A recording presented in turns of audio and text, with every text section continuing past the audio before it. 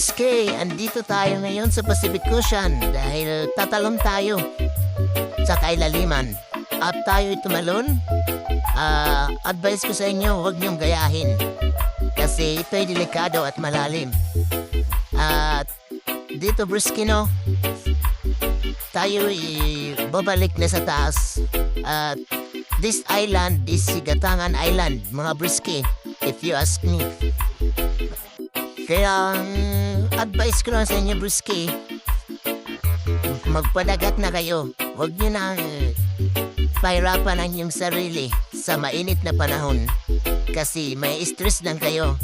At sasakit lang ang inyong ulo, kaya magpalamig na kayo.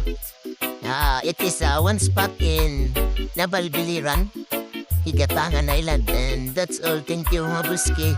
Wa tadi hagabay. Thank you for watching, guys.